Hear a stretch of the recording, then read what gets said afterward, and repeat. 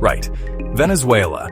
It's a country that, for many people, brings to mind two things: beauty pageants, economic collapse.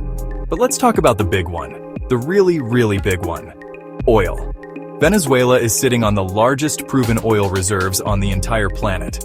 That's not just a lot of oil. It's a comical, Scrooge McDuck swimming in a vault of money amount of oil. It's more than Saudi Arabia, more than Canada, more than Iran.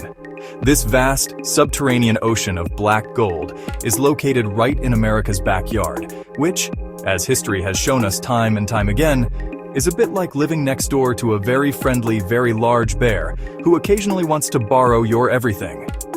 Forever. Now, things get interesting. The United States government isn't exactly sending Venezuela a fruit basket these days. In fact, it seems they're sending the opposite of a fruit basket. What is the opposite of a fruit basket? I don't know, maybe a flotilla of warships. Because that's what's been happening.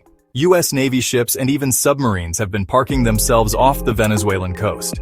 And if that weren't enough to raise an eyebrow, former President Trump publicly accused the Venezuelan president Nicolas Maduro of being a drug kingpin.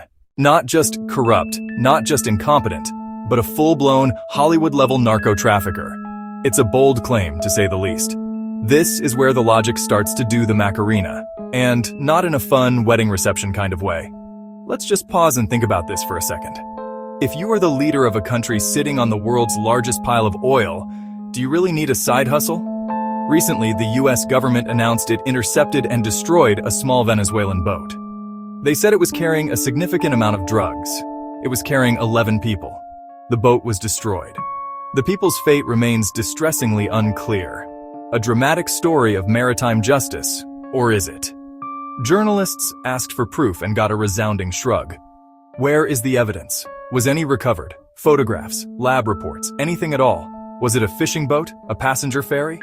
The government provided nothing. No pictures, no testimony, no remnants. They simply said, "Trust us, it was full of drugs," and expected people to nod along. Normally, the Coast Guard stops the boat, boards it, seizes contraband, and arrests suspects. That produces evidence, prisoners, and a prosecutable case. But here the Coast Guard was bypassed in favor of an explosive solution. They blew the boat up. Baffling. It destroys the evidence and raises a massive question mark. Why obliterate the one thing that could prove you were right? This trend of action without accountability isn't just happening on the high seas. There have been deeply troubling reports from within the United States itself. Stories of people being picked up off the street, not by police officers in clearly marked cars, but by unidentified federal agents in unmarked vehicles. These agents, often in tactical gear with no identifying insignia, have detained protesters and whisked them away for questioning.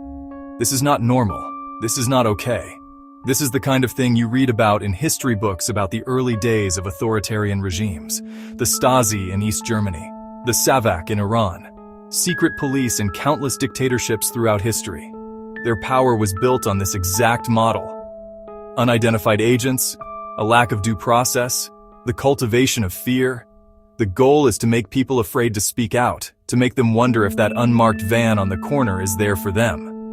When the state can grab you without identifying itself, and without immediate recourse to legal counsel, the line between a democratic society and a police state becomes terrifyingly thin. It's a tactic designed to intimidate, not to uphold the law.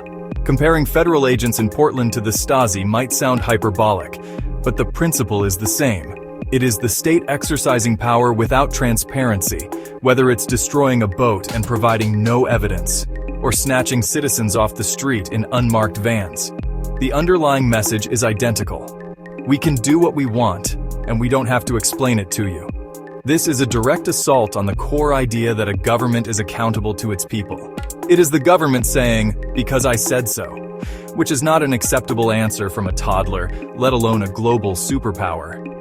Ultimately, this all comes down to one simple, crucial demand: show us the evidence. That's it. It's not a radical request. We, the public, must cultivate a fierce and unyielding skepticism toward official narratives, especially when those narratives are used to justify violence and secrecy. We must demand proof. We must ask the hard questions. Why was that boat destroyed? Who were those agents? Where is the evidence?